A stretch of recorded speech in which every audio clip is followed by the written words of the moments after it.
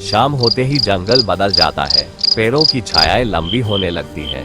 नन्हा बंदर धीरे धीरे चल रहा था।